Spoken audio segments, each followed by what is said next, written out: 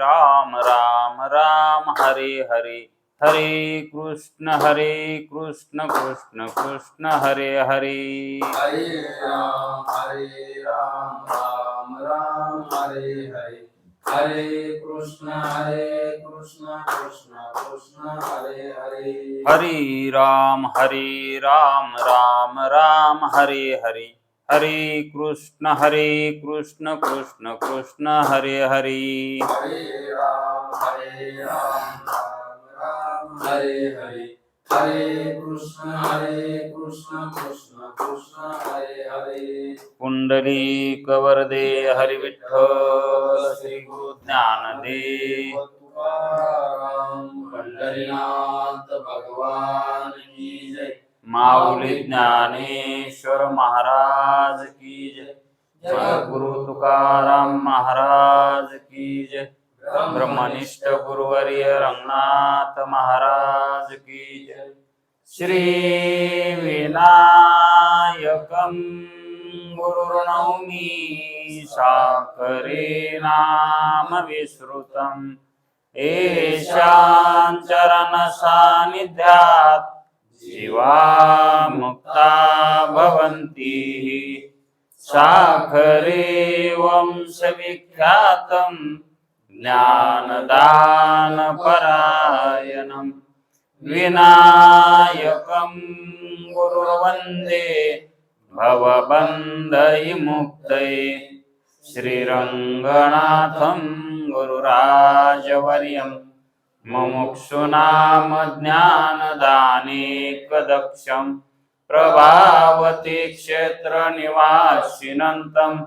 नमामि वेदान्तविदां पुण्डलीकवरदे हरिविठ्ठल श्री गुरु ज्ञानदेव तुकाराम पंढरीनाथ भगवान की जय, माऊली ज्ञानेश्वर महाराज की जय। जो आनंद सत्य प्रकाश विभो आणि आधार नाम रूपास, बुद्धी न जाणे आणि जाणे ही त्यास, तो अपार शुद्ध परमात्मा मीच असे।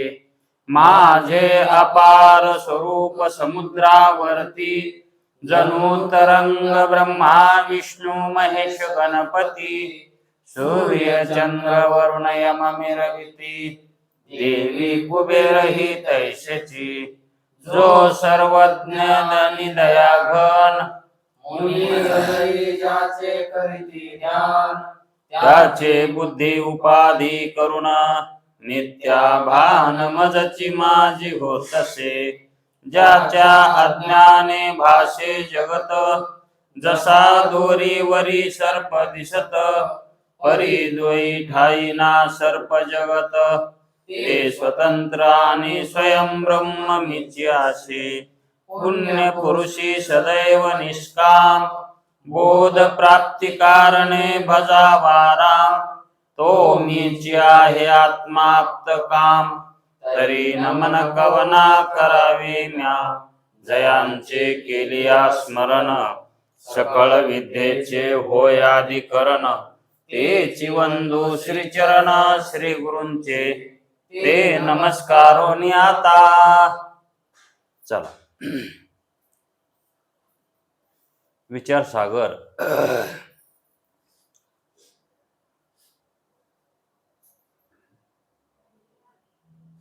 तरंग 5वा आणि परिच्छेद 19वा, सूक्ष्म सृष्टीची उत्पत्ती। या अगोदर सृष्टीच्या उत्पत्तीचा प्रकार बघितला आणि आता त्या उत्पत्तीमध्ये स्थूल उत्पत्ती आहे आणि सूक्ष्म उत्पत्ती आहे। कारण ह्या दोन उत्पत्त्या झाल्याशिवाय जीवाची संगती लागत नाही, ईश्वराची संगती लागत नाही. म्हणून सूक्ष्म विचार सांगणारं असं हे शास्त्र आहे. म्हणून तर त्याचं नाव विचार सागर असं ठेवलं आहे.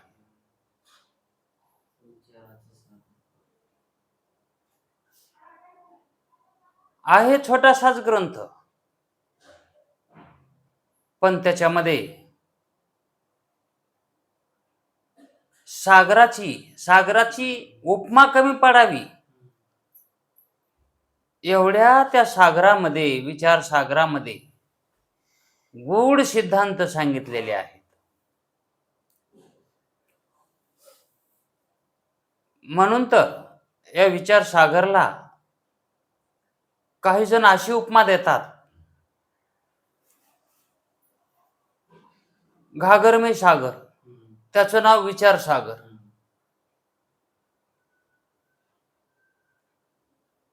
घागरच आहे, छोटासाच ग्रंथ आहे, पण त्याच्यामध्ये सागर आहे. पण जो काही त्या घागरीतलं पाणी पिईल त्यालाच ते सागर वाटणार. पण पाणी पिलं पाहिजे, ते पचलं पाहिजे, हे का नाही? नुसतंच त्या घागरीच्या गारव्याला बसलं इचू बसल्यासारखं, काय कामाचं? सागर म्हणून कळणार नाही. म्हणून हा ग्रंथ म्हणजेच वेदच आहे. आणि आपल्याला बाप जन्मात आपल्याला वेद कळाला नसता, हा जर ग्रंथ नसता तर. म्हणून किती उपकार आहेत पंडित निश्चलदासजींचे, की सामान्यापर्यंत वेदांत त्यांनीच पोहोचलाय. इतरही ग्रंथ होते, पण एवढं लवकर तात्काळ हे सहजासहजी समजणार नव्हतं, पण एकदम लवकर कळणारा हा ग्रंथ आहे. आणि इतकंच नाही तर या ग्रंथापासून अनेक ग्रंथ कळतात, है का नाही? नुसते ग्रंथच नाहीत तर या समाजामध्ये असणारे जे जीव आहेत ते सुद्धा कळतात, हे कोण्या वृत्तीचे आहेत, है का नाही? ग्रंथ शिकायच्या अगोदर बायको ही दिसत होती पण कळत नव्हती, आणि ग्रंथ ऐकल्यावर बायको दिसती बी कळती बी, असा हा ग्रंथ आहे. म्हणून या ग्रंथामध्ये केवळ स्थूलाचंच वर्णन नाही तर सूक्ष्माचं सुद्धा आहे. सूक्ष्म हे इंद्रियाचा विषय नाही,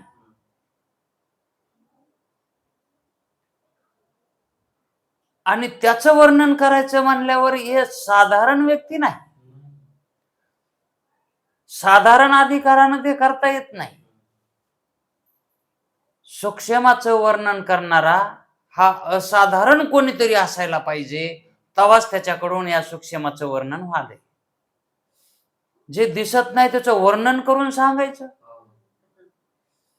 मग हे का साध्या माणसाचं काम आहे का? म्हणून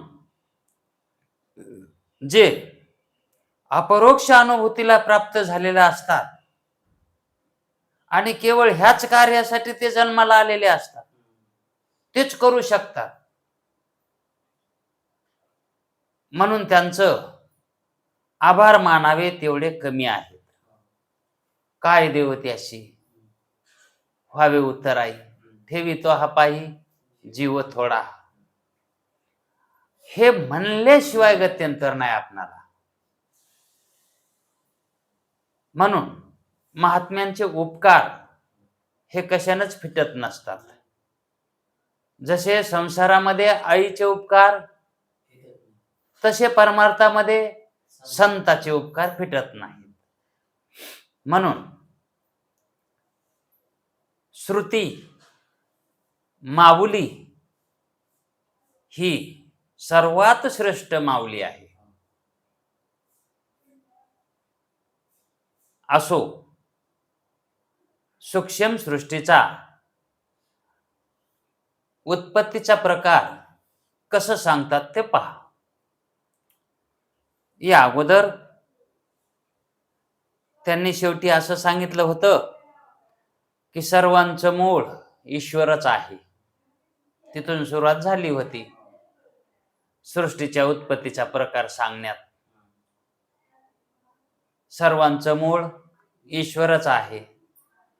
होण्यामध्ये, दिसण्यामध्ये, है का नाही, प्रतीतीमध्ये, या स्थूलामध्ये, भौतिकामध्ये सगळ्यांचं मूळ ईश्वर आहे.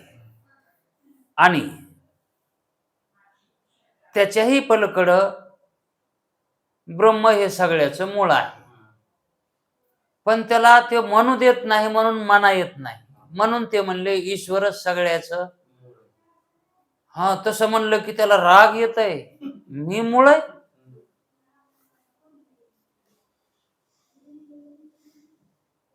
म्हणून ब्रह्माला हे मूळही नाही आणि शेंडाही नाही, कारण तेच आहे सगळं, तर त्याला काय म्हणून म्हणावं. त्याच्या ठिकाणी बोली बंद होती, त्याच्या ठिकाणी क्रिया बंद होती.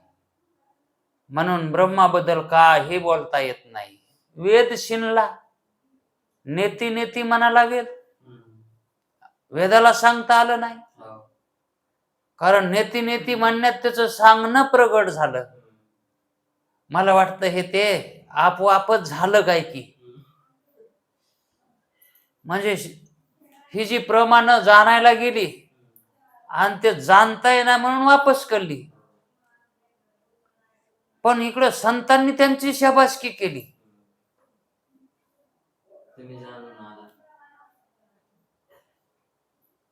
ते म्हणले बाबा आम्हाला काय जाणता आलं नाही ते. अरे जाणता येणं हेच त्याचं जाणणे, पण हे म्हणले त्याला संतांनी शिकविलं त्याला वापस आल्यावर. म्हणून ते ब्रह्म अवाच्य आहे. कसं आहे, ज्याच्याबद्दल काहीही बोलता येत नाही त्याला सत्वस्तू म्हणतात. ते सद्बी म्हणता येत नाही, कारण सत म्हणाय गेलं तर मग केव्हा असत होतं का ते, म्हणून सत सुद्धा म्हणता येत नाही. ती अशी वस्तू आहे की त्या वस्तूबद्दल कुणालाच काही बोलता येत नाही.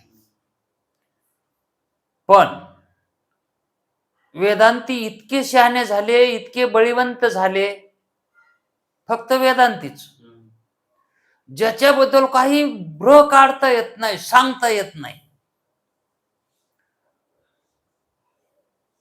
त्याच्याच गोष्टी ते करायला लागले.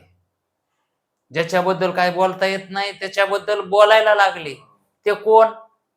वेदांतीच. इतरांना बोलताच येत नाही. मग यांनाही बोलायचं असेल तर माया स्वीकारावी लागते.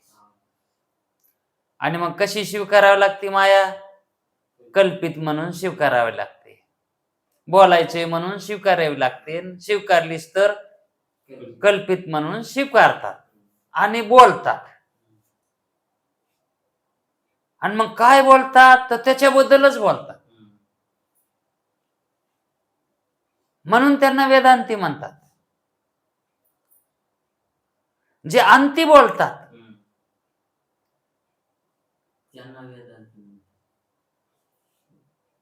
अंती बोलतात, म्हणजे सगळ्यांच्या शेवटी जे बोलतात अंती. वेदाच्या शेवटी जे सांगितलंय ते जे बोलतात ते अंती. वेदाच्या शेवटी जे सांगितलंय ते, कारण वेदामध्ये कर्मापर बी सांगितलंय, उपासनापर बी सांगितलंय आणि ज्ञानपर बी सांगितलंय. पण वेदांताबद्दल इतकं कमी सांगितलंय, त्याच्यापेक्षा उपासनापर सांगितलंय, जास्त सांगितलंय. म्हणजे श्लोक उपासनापर जास्त येतं आणि त्याच्यापेक्षा जास्त कर्मपर आहे. आणि ज्ञानपर उगत थोडे 40,000 का काय, तितकं नक्की माहित नाही, पण कमी तितकं नक्की माहित आहे. मग जे अंती बोलल्या जात असतं ते खरं असतं. शेवटी जे बोलल्या जातं, कारण त्याच्यात निर्णय असतो. शेवटी बोलण्यात निर्णय असतो, निर्णयच त्याच्यातला खरा असतो, है की नाही? म्हणून वेदानं जे शेवटी वक्तव्य केलं आहे त्याला वेदांत म्हणतात. वेदात शेवटी सांगितलेलं जे आहे त्याला वेदांत, अंत शेवटी. आणि जे ते शेवटचं बोलतात त्याला वेदांती म्हणतात. वेदाचा कसा अंत? वेदातलं वेदानं शेवटचं सांगितलेलं बोलणारे ते वेदांती. म्हणून त्यांच्या इतकं वेदाच्या पाठोपाठ तेच येतं. वेदाच्या पाठोपाठ तेच येतं. नवे नवे ते आणि वेद हे वेगळे नाहीत. वेदन वेदांती, वेद आणि वेदांती, है का नाही? मग हे वेगळे व्हायलेत का? म्हणून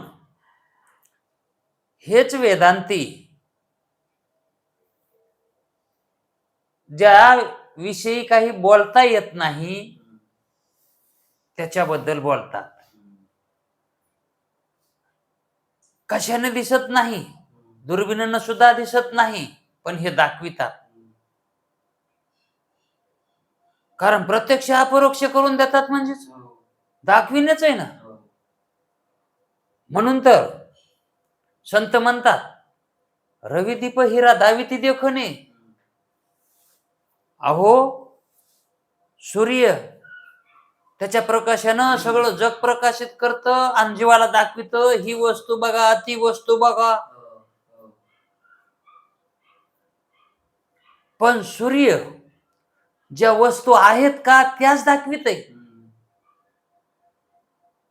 आहेत त्याच दाखवित आहे, दिसणारच दाखवित आहे. दिसणार ते दाखवित आहे, एकट्या सूर्यच नाही, दिव्यानं सुद्धा त्या वस्तू दिसते. आता दिव्यानं, हे का नाही? आणि हिरा बी प्रकाशमान असतो, त्या हिऱ्यानंही वस्तूचं प्रकाशन म्हणजे वस्तू दिसत येतात. ह्या असलेल्या वस्तू दाखविणारे हे तिघजण. पण वेदांती असे आहेत जे दिसत नाही ते दाखवित येतं, अदृश्य दर्शने. हे कोणाचे न होते, संताची, त्याच्या वाचून कोणालाच ते दाखविता येत नाही. म्हणून म्हणतात, काय त्यांचा महिमा वर्णू मी पामर, न कळेची साचार ब्रह्मादिका. काय देऊ त्याशी व्हावे उत्तराई, ठेवितो हा पायी जीव थोडा. म्हणून संतांचे किती उपकार आहेत हे शब्दानं सांगता येत नाही. म्हणून सूक्ष्म सृष्टी हिची उत्पत्ती कशी होते ते सांगतात. मग शेवटी काय म्हणले ते, केला कारण सगळं कोण आहे? ईश्वरच आहे. आणि मग एकट्या ईश्वराला हे करता येते का? त्याला काहीतरी मटेरियल लागत आहे का नाही? अहो घर बांधणारच घर बांधित आहे, पण मटेरियल काय आहे? खिशातून काढून घर बांधते का? खिशातून पैसे काढतो, मटेरियल आणतो. मटेरियल लागत आहे ना. वाळू लागते, सिमेंट लागतंय, विटा लागत्यात, गज लागत आहे, काय लागत नाही. त्याच्याशिवाय घर बांधता येते का? तसं जगताची निर्मिती, जग बांधायचंय कुणाला? ईश्वराला. मग त्याला मटेरियल, हे जीवाचं मटेरियल लागत आहे. ईश्वर तर ते मायेपासून तर झालाच की, माया आणि चैतन्य मिळून ईश्वर आहे. आणि त्याला मटेरियल, ईश्वर म्हणलं की माया वेगळी करायचंच नाही. आणि मग या जगताची निर्मिती करण्यासाठी जे मटेरियल लागत आहे, जे साधन लागत आहे, जी सामुग्री लागती, ते साधन सामुग्री म्हणून जीवाचे कर्म त्याला लागतात. त्याच्याशिवाय त्याला जगाची उत्पत्तीच करता येत नाही. कोण्या म्हणून जीवाची उत्पत्ती करायची आणि कशी करायची? कारण त्याचं काहीतरी पाहिजे ना. कारण जीवाची निर्मिती करायची म्हणल्यावर त्याला कर्माचं पाठबळ लागत आहे, पाप पुण्य लागतात, तर त्याची उत्पत्ती करता येते. अहो, एखाद्याला इच्छा जिलेबी खायची झाली, पण खिशात पाहिजेत ना दाम.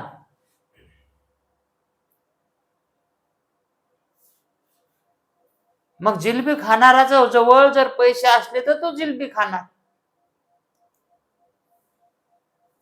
आणि जर पैसे नसून जर खाल्ली तर मग तिथं भांडे घासावं लागतात. कुठं? जिथं खाल्लं तिथं. तसे जर कर्मा वाचून जगत निर्माण केलं असतं तर ईश्वरालाही भांडे घासावं लागले असते. कोणाचे इथं?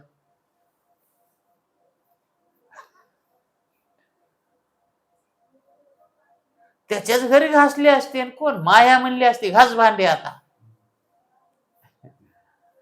मग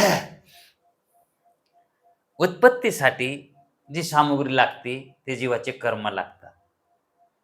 म्हणून त्या कर्माचाच आधार घेऊन ईश्वर सृष्टी निर्माण करतो. आणि ती ही दिसणारी आपल्याला सृष्टी आहे, ही ईश निर्मित आहे. याला ईश्वर निर्मित सृष्टी म्हणतात. मग कशी सृष्टी निर्माण केली आपण तर पाहिलेच. आता ती आपण जी ऐकली सृष्टी ती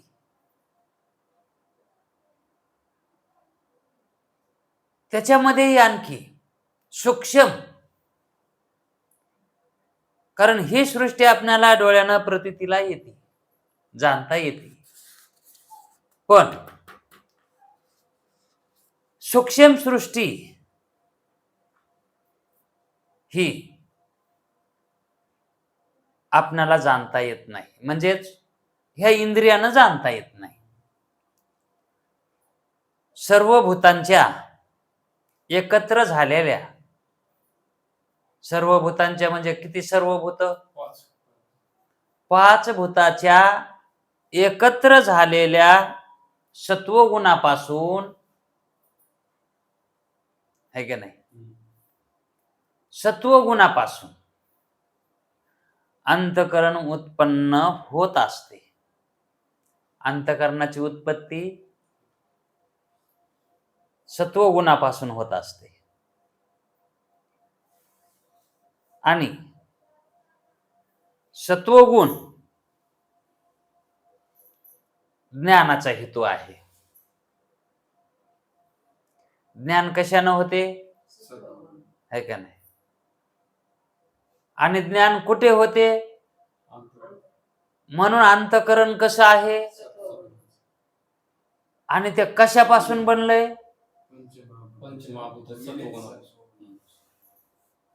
मिलित म्हणजे मिसळलेले. पंच महाभूत जे आहेत, 5 भूत, हे एकमेकांमध्ये मिसळल्यावर त्याच्यामध्ये प्रत्येकाचा जो सत्व अंश आहे, त्या सत्व अंशानं ते अंतःकरण बनलं आहे. आणि ते अंतःकरण ज्ञानाचा हेतू झालं. आणि मग सर्व भूताच्या गुणास अंतःकरण जाणू लागलं, जाणत झालं. आता दुसरे का नाहीत का गुण? रजोगुण बी आहे, तमगुणी आहे, पण त्याच्यातला सत्वगुण सगळ्या गुणांना तो जाणू लागला. मग शब्दाला जाणू लागला, स्पर्शाला जाणू लागला, रूपाला जाणू लागला, रसाला जाणू लागला, गंधाला जाणू लागला. पंच विषयाला जाणता येते, पण कशानं जाणता येतंय? हातानं जाणता येते का? पायानं जाणता येते का? हे इंद्रियानं जाणता येते का?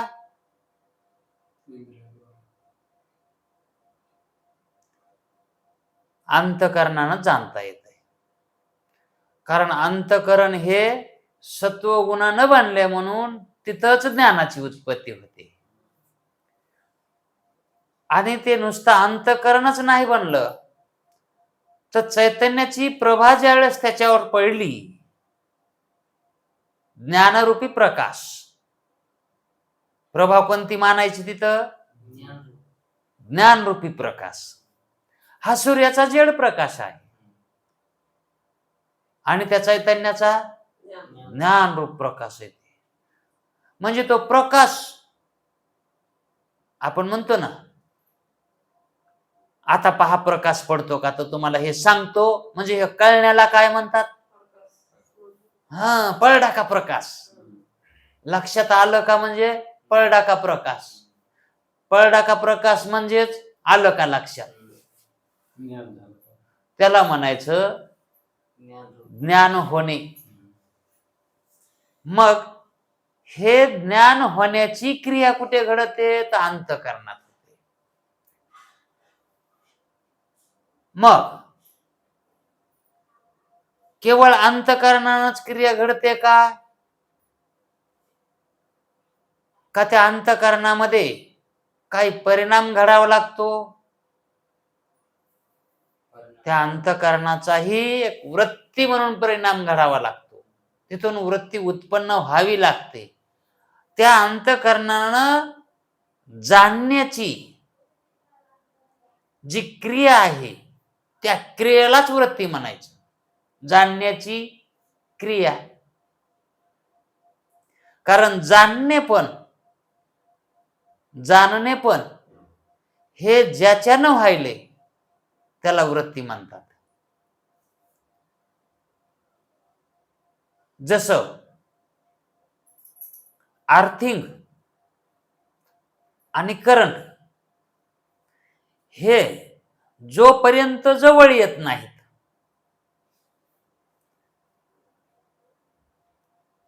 तोपर्यंत ते शांत राहतात, क्रिया घडत नाही. जोपर्यंत जवळ येत नाहीत तो, आणि ते जवळ आले की त्या ठिकाणी तिसरं निर्माण होतंय. स्पार्किंग म्हणते त्याला, इंग्लिश मध्ये त्याला काय म्हणते तर, म्हणजे त्या ठिकाणी चैतन्य निर्माण होते, चेतना निर्माण होते, प्रकाशरूप असते.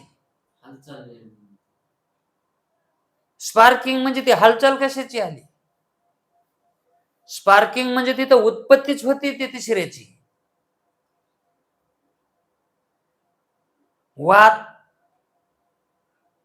वात आणि तेल हे दोघं जवळ जरी असले तरी त्याच्यामधून काही प्रकाश उत्पन्न होत नाही. पण त्याला जर एखाद्या अग्नीनं उत्तेजित केलं, तो दिवा लावला की मग तेलापासून आणि वातीपासून काय होतंय? ती ज्योत निर्माण होती आणि ती सारखी चलती. ते आहेत तोपर्यंत. कोण?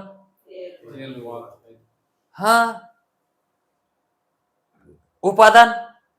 आणि निमित्त हे त्या ठिकाणी जोपर्यंत आहे तोपर्यंत ती वात ती ज्योत चलतच राहते. तस चैतन्य म्हणजे कुटस्थ चैतन्य आणि अंतःकरण हे जोपर्यंत आहेत तोपर्यंत वृत्ती हा दिवा आहे बर का. वृत्ती हा काय आहे? हा,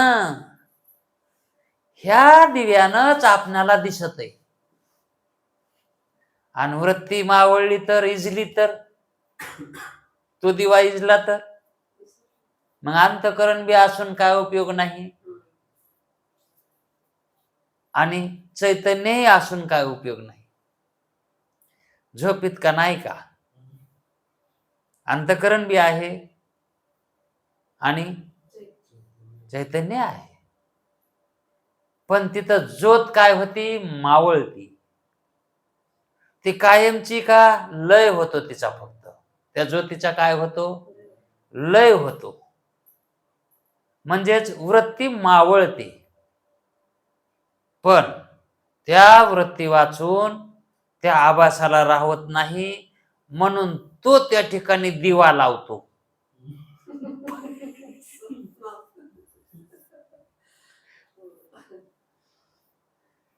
मग ते कोण्या तेलाचा लावतो?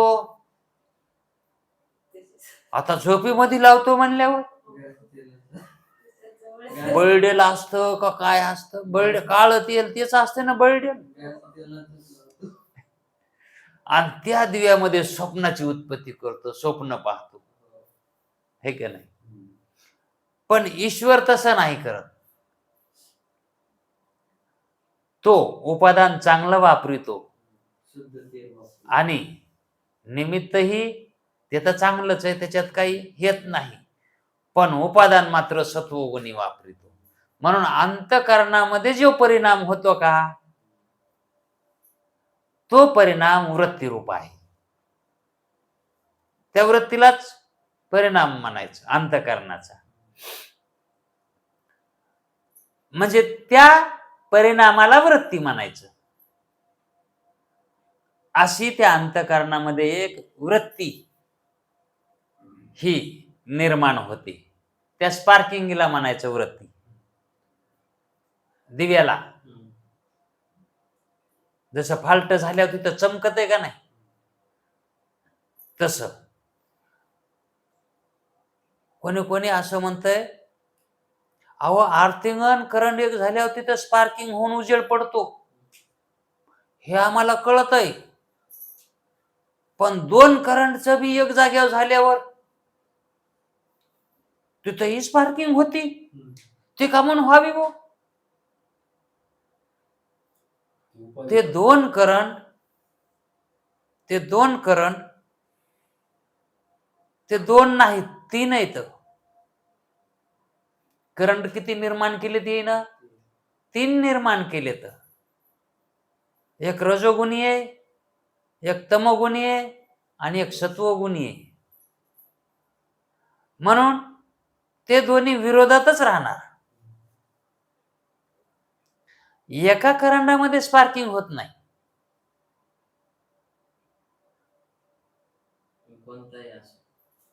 एकात होत नाही. आणि जाती भिन्न झाल्या,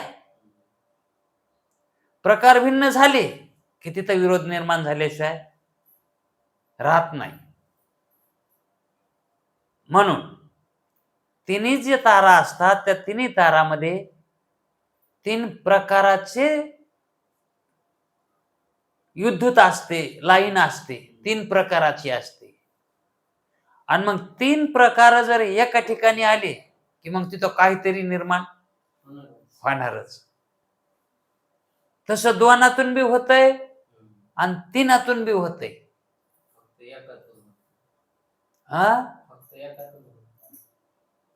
आता हे जे 3 झाले तर हे कोणापासून झाले? तर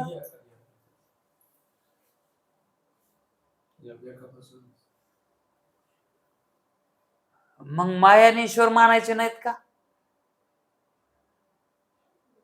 3ची उत्पत्ती 2त होती. तिघ जे दिसतेत का ते दोनामुळं दिसतेत. लग्न करून आल्यावर दोघच होते आणि वर्षाला त्या घरात तिघ झाले.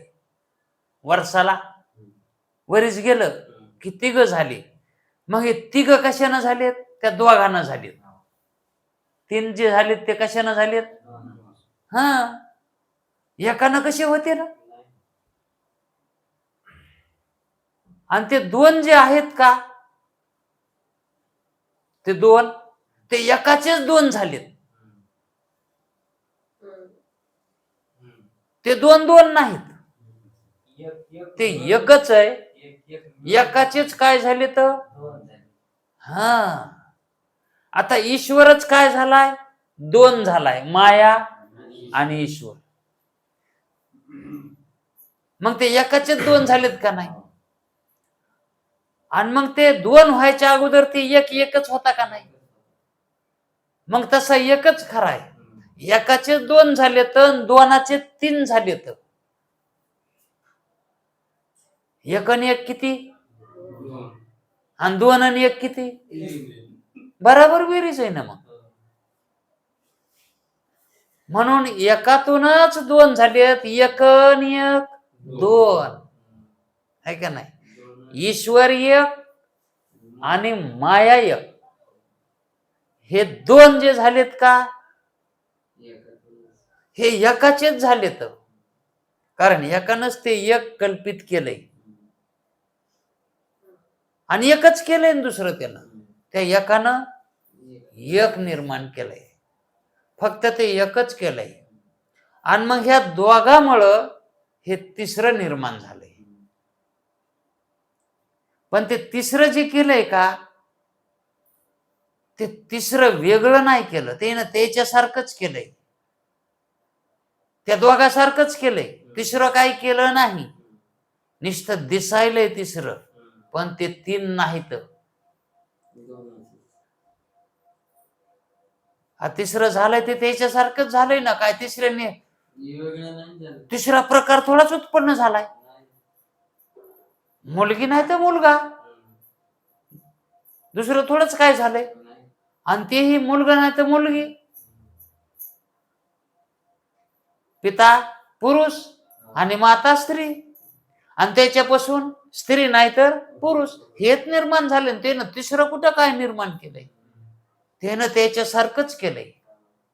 म्हणून तीन सिद्ध होत नाही, तीन होत नाहीत. फक्त मोजायला तीन येत,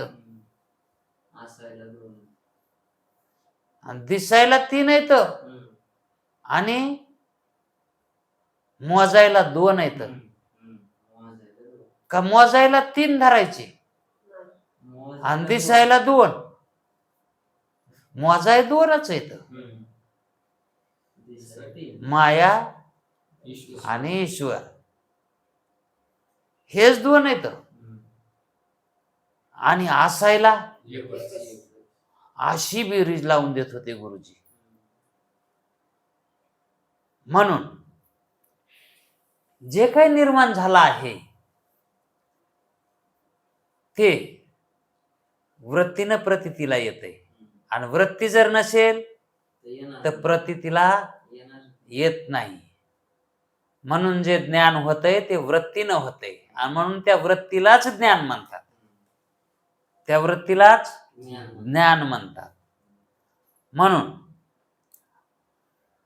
अंतःकरण हे पंचमहाभूताच्या एकीकरणामध्ये एकरूप झाल्यामुळं त्यांच्यामध्ये जो सत्वगुण, रजोगुण आणि तमोगुण, ह्या तिन्ही गुणानं ते युक्त आहेत. कोण?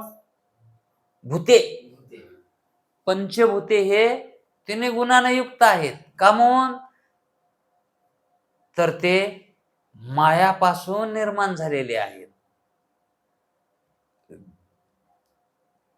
म्हणून मायामध्ये जे तीन गुण आहेत त्या गुणाने असे कार्य केले आहे की त्याच्यापासून पाच झाले.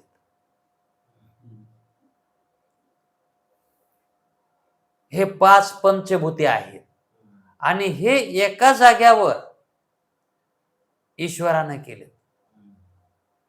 हे कोणी केले एका जाग्यावर? हे एकूण एकात मिसळले, कालविले. आणि मग ते कालविले की सगळेच काय झालं? काला झाला त्याचा, पंचमहाभूताचा काला केला. आणि त्या काल्यामध्ये मग 5चे बी सत्वगुण एकरूप झाले ना सगळेच. मग त्या सत्वगुणापासून अंतःकरण निर्माण झालं आणि त्या अंतःकरणात चैतन्याची प्रभा पडल्यामुळं, प्रकाश पडल्यामुळं तिथून एक परावर्तित किरण निघालं आणि ते बुद्धीमध्ये, त्या किरणानं, त्या बुद्धीनं ते प्रतिबिंब ग्रहण केलं. अंतःकरणात पडलेल्या प्रकाशाचं परावर्तीकरण झालं आणि ते बुद्धीमध्ये प्रतिबिंबित झालं आणि त्या प्रतिबिंबाला म्हणायचं आभास. आणि ते आपण व्यवहार करायलो. आता हे जे ऐकायलो ते कोण ऐकायलंय? तो आभास ऐकायलाय, बुद्धीमध्ये पडलेलं प्रतिबिंब ऐकायलाय. मुख्य चैतन्य याचा काही संबंध नाही. कशाने? त्याचा संबंध नाही म्हणल्यावर पाहणं तरी कशाचं आलं? कारण कुटस्थाच्या ठिकाणी ही सर्व निवृत्ती सदाची आहे. कारण असंग रूप आहे तो. कुटस्थ कसा आहे? असंग आहे. म्हणून अंतःकरणाचा त्याचा काही संबंधच नाही. पण त्याचं त्या ठिकाणी आता प्रकाश पडणारच ना. आता दिवस निघाल्यावर कोणाच्या बी घरा ऊन पडतच ना. हा, आपण का पाडून घेतो का ऊन? पडतच. तसं आता ते कुटस्थ चैतन्य, कुटस्थ म्हणजे त्या अंतःकरणाच्या जवळ असणार चैतन्य, त्याला म्हणायचं कुटस्थ चैतन्य. कारण कुट रूप आहे. अंतःकरण कसं आहे? हा, कारण जरी सत्व गुणाचं असलं तरी ते कुटस्थच आहे. कुटे म्हणजे मिथ्या आहे आणि ते मिथ्याच्या ठिकाणी असणार चैतन्य कुटस्थ. आणि मग कुटस्थ चैतन्य कुठं कुठं आहे? जिथं जिथं पदार्थ आहे तिथं कुटस्थ चैतन्य असतच. लाकडामध्ये, दगडामध्ये, कशात नाही. झाडा झुडपामध्ये सुद्धा सर्वच ठिकाणी कुटस्थ आहे. जिथं जिथं वस्तू आहे तिथं तिथं चैतन्य आहे. त्या चैतन्याला म्हणायचं कुटस्थ. किंवा जे मिथ्या पदार्थ आहे का, त्या पदार्थाच्या ठिकाणी असणारं चैतन्य ते कुटस्थ चैतन्य. आणि पदार्थ विवर्जित चैतन्य आहे का, ते ब्रह्म चैतन्य.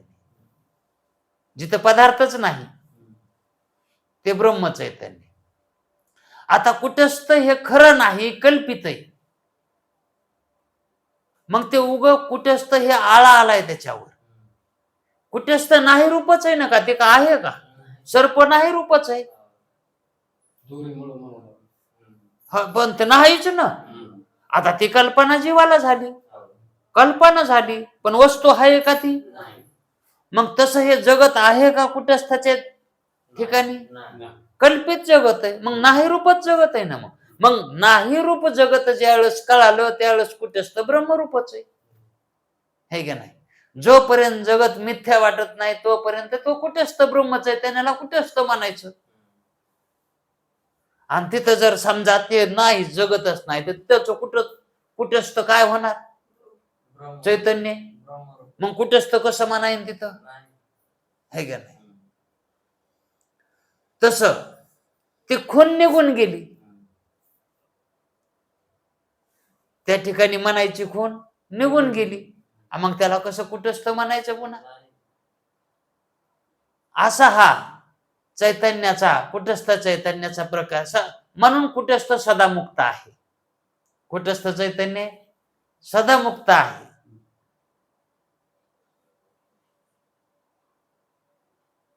मग कुटस्थ चैतन्याची प्रभा ते अंतकरण झालं म्हणून पडली का त्यानं टाकली? अंतःकरण झालं म्हणून. हा, मग हा सहज खेळ झालाय हा का मुद्दाम केलाय? हा, आता चैतन्य तर आधीच होतच ना, आणि तिथं हे पंचमहाभूताचं अंतकरण निर्माण झालंय, आणि ते निर्माण झाले की त्याच्यामध्ये त्याचा काय झाला आहे का नाही? आणि मग त्याला कुठंच तर काय करी, ते नव्हतं तेव्हा बी तिथं ते कुटस्थ होतच ना. मग त्याच्यामध्ये त्या कुटस्थाचा काय प्रभा आपोआपच पडली. आपण आता झाडाच्या खालून गेल्यावर आपल्या अंगावर सावली पडणारच ना. त्याला झाड काय करणार? त्याला झाड काय करणार आहे ते? आणि मग येणं तरी घेतली का ती सावली? ती आधीच तिथं होती. तसं अंतकरणानं तरी ते प्रकाश घेतलाय का? आणि त्यानं तरी टाकलाय का?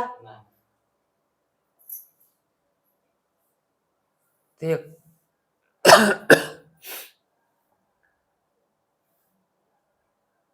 सहज खेळता झाला संग सहज खेळता, त्याचा बोर्ड पहिलं आहे ना, प्रवर्तली चिंता मागीलाची यावरी, असं काहीतरी आहे. म्हणजे हा सहज, हे सहज झालंय, हे म्हणजे मुद्दाम होऊन काही केलेलं नाही. कुटस्थाचं त्या ठिकाणी अंतःकरणामध्ये अंतःकरण काय निर्माण व्हावं आणि त्याच्यामध्ये त्याचं प्रकाश पडावा, ते सत्व गुणाचं काय अंतःकरण व्हावं, तिथून पुन्हा काय परावर्तित तिचा प्रकाश व्हावा, आणि मग त्याच्यामध्ये ती बुद्धीचा काय बुडबुडा निर्माण व्हावा आणि पुन्हा ती बुद्धी काय पुन्हा हा, हे असा जीव झालाय, सहज झाला, सहज झाला जीव. म्हणून हे जगत जे झालं आहे हे सहज आहे. सहज, हा सहज भाव कळावा बर का, त्याच्यामुळे सांगितलं सहज भाव. इथं मुद्दाम काही नाही. हा, आणि जे सहज होत असतं का ते काय खरं नसतंय. हा, खरं कोणचं असतंय? आवतन देऊन आलेलं, है का नाही? आणि आवतन न देता आलेलं सहज, ते खरं नसतंय. मग त्याला असलं काय नसलं काय दोष लागत नाही. उरलेला उरू की न उरू, ते आल्यावर त्याला खायला मिळू की न मिळू दोष लागत नाही, कारण त्याला पत्रिकात बोलवलंच नव्हतं, ते सहज आलेले. तसं हे जगत सहज, मग ब्रह्माच्या ठिकाणी दोष त्याच्यामुळं नाही. त्यानं आवतन दिलेलं थोडंच आहे जगताला होय निर्माण म्हणून, म्हणून ते निर्दोष आहे. आहे तर कुठे? त्याच्यातच आहे, ठिकाण त्याचंच आहे ना. मग बोलत बोलत विषय खूपच लांबतो, विषय हे राहतो. सूक्ष्म सृष्टीची उत्पत्ती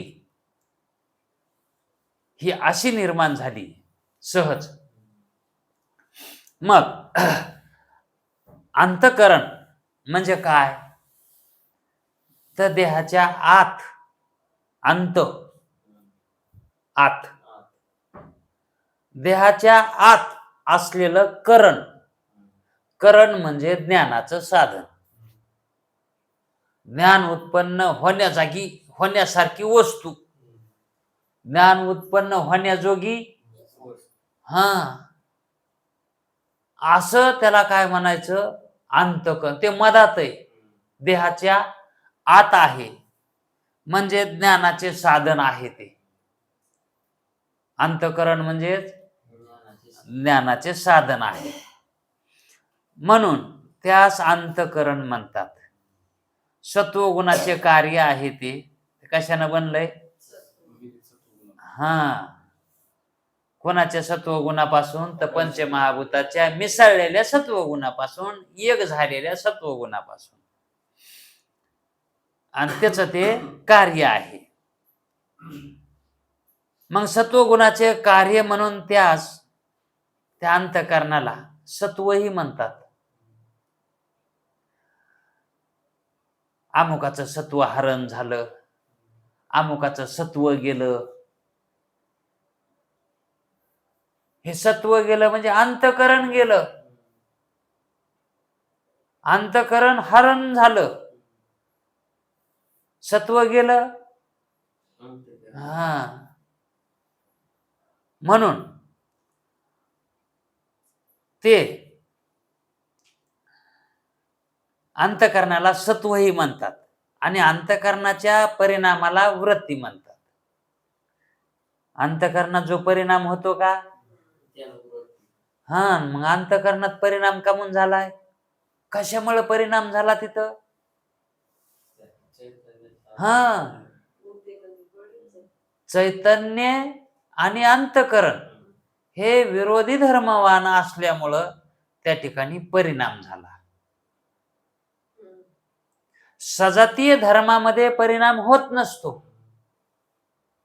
विरोधी धर्मामध्ये परिणाम होतो, परिणाम घडतो. सजातीय वस्तूमध्ये तसं होत नाही. मग विरोधी धर्म ज्या ठिकाणी येतात त्या ठिकाणी काहीतरी निराळ उत्पन्न होत असतं आणि तेच परिणाम म्हणून वृत्तीची उत्पत्ती झाली. आता वृत्ती हे परिणाम आहे, पण कुणाचा आहे? अंतःकरणाचा परिणाम आहे. आणि विवर्त कोणाचा आहे?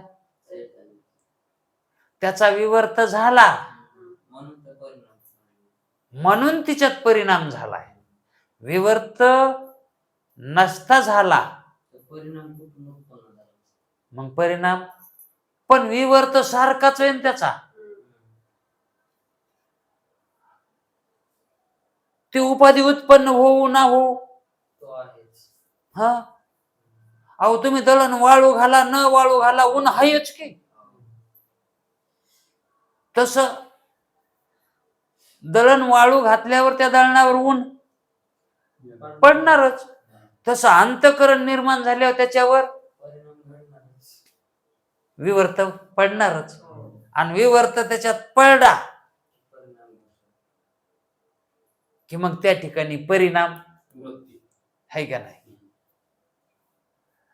आरसा जर आपण बाहेर ठेवला, आरसा, आणि मग सूर्य उगवाला, जोवर सूर्य नव्हता तोवर त्याच्यातला विवर्त आपल्या घरात आला नाही. पण सूर्य उगवला की त्याचा विवर्त तो घरात आला. आता ते ऊन घरामध्ये जात असतंय का? सूर्याचा जो प्रकाश पृथ्वीवर पडतो तो घरामध्ये पडत नाही, कारण घराला वरून काय असतंय? झाकण असतंय आणि त्याच्यातून प्रकाश पडत नाही.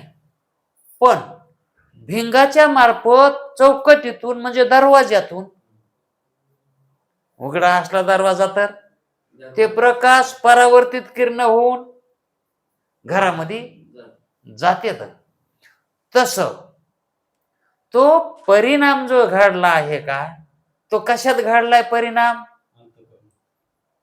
अंतःकरणात. म्हणजेच सूर्याचा जो विवर्त पडलाय, प्रकाश पडलाय, आरशात पडलाय आणि आरशातून तो विवर्त झाला पुन्हा पुढं वक्र रूपाने विवर्त झाला. नाहीतर प्रकाश सरळ मध्ये जात असतो. पण उपाधी ती चकचकीत असल्यामुळं, आरसा हा सत्वगुणाचा असल्यामुळं त्याच्या सूर्यकिरण पडले की ते किरण त्या उपाधीनं काय केले? आरशानं काय केले? घरात घातले. हा, त्या बुद्धीच्या खोलीत गेले. आता त्या ठिकाणी किती खोल्या आहेत अंतःकरणात? 4 खोल्या आहेत. त्या 4ही खोल्यामध्ये ह्या अंतःकरणानं काय केला? परिणाम त्याचा विवर्त त्याच्यात पडला. त्या बुद्धीमध्ये, चित्तामध्ये, मनामध्ये आणि अहंकारामध्ये. मग हे अंतःकरण ह्या 4हीनच बांधलेले, खरं त्यालाच म्हणतात अंतःकरण. सत्वगुणाचं आहे, पण ते हे बी सत्वगुणानच बनलेले आहेत. मन, बुद्धी, चित्त, अहंकार. म्हणून अंतःकरण म्हणजेच हे 4 तत्व आहेत. मन, बुद्धी, चित्त, अहंकार. यालाच अंतःकरण म्हणायचं. म्हणून अंतःकरणाच्या परिणामास वृत्ती म्हणतात. आणि ती 4 प्रकारची आहे वृत्ती. वृत्ती 4 प्रकारची आहे. मग त्या वृत्तीचे नाव 4 कसे पडले? तर निश्चय वृत्ती करते म्हणून निश्चय रूप आहे. निश्चयात्मक वृत्तीला बुद्धी म्हणायचं. संकल्प विकल्प त्या वृत्तीनं केले की त्याला मन म्हणायचं. आणि मागील पुढील विषयाचं चिंतन केलं की त्याला चित्त म्हणायचं. आणि मी जे म्हणतो का जीव, त्याला अहंकार म्हणायचं. ती वृत्तीच आहे. मी म्हणणं म्हणजे काय? ही वृत्तीच आहे. असे हे 4 प्रकारचे 4 त्या ठिकाणी वृत्त्या निर्माण झाल्या अंतःकरणामध्ये. आणि पंचभूतांच्या एकत्र झालेल्या रजोगुणापासून आता हे कशाचं चाललं? सत्वगुणापासून. मग त्या पंचमहाभूतामध्ये किती गुण आहेत? 3 बी गुण आहेत. आणि 3चे वेगवेगळे कार्य आहेत. म्हणून आता सत्वगुणानं अंतःकरण बनलं. आणि आता रजोगुणानं काय झालं? रजोगुणापासून 5 प्राण निर्माण झाले. त्या प्राणांची उत्पत्ती झाली. त्यांना स्थान क्रियाभेदाने, त्याच्या क्रियाभेदाने 5 नावे त्याला येतात. कोणाला? प्राणाला. मग त्या प्राणाची नावे अशी: प्राण, अपान, समान, व्यान आणि उदान. अशी 5 प्राण आहेत. मग हे 5 प्राण कुठे येत? म्हणतात ना पंचप्राण असतात. पंचप्राण निघून गेले. पंचप्राण ज्योती. हे 5 प्राणाला ठिकाण वेगवेगळे येतं, एका ठिकाणी नाही ते. म्हणून त्याचे कार्य बी वेगवेगळे येतं. मग ह्या प्राणाला कोणतं घर दिलंय? हृदय. हृदय या घरामध्ये राहतो तो, खोलीमध्ये, हृदयाच्या खोलीत प्राण राहतो. हृदयामध्ये जे वायू आहे का, त्याचं नाव प्राण. आणि त्याच प्राणावर हा देह जिवंत असतो. प्राण कमी झाला की मग ते लुळपुट व्हायला लागत आहे. त्याच्यामध्ये आता ते तपासण्याची सोय निघाली. आता ते प्राण किती शरीरामध्ये, तर त्याला लेवल म्हणतात. कशाची लेवल म्हणतात? ते ऑक्सिजन लेवल कमी झाली, ऑक्सिजन लेवल वाढली, कमी झाली. ती कमी लेवल झाली की मग पेशी मरतात. प्राण कमी झाला म्हणल्यावर काय होतंय? आणि पेशी कमी झाल्या की मग कार्य करायला त्या ठिकाणी इंद्रियाला गुंजाइशच मिळत नाही, बळ मिळत नाही, ताकद मिळत नाही. म्हणून त्या ठिकाणी क्रिया जरा कमकुवत होतात. आणि मग तशा त्या पेशी मरतच राहिल्या, प्राण कमी होतच गेला. मग ते कमी कमी होत म्हणलं, मग ते अंतःकरणच बिघडून बसतंय, बंदच पडत आहे, बंदच. मग ते मेला म्हणते त्याला. कशामुळं? तर प्राणच नाही त्याच्यात. तो प्राण कुठं असतो? हृदयाच्या ठिकाणी असतो. आणि मग तो प्राण, त्याचं कार्य काय आहे? तहान भूक. हा, त्याच्यामुळंच हे जे खातय माणूस आणि पितय ते प्राण असेल. पाणी, ते प्राण असेल. हा, ते प्राणाचे धर्म आहेत.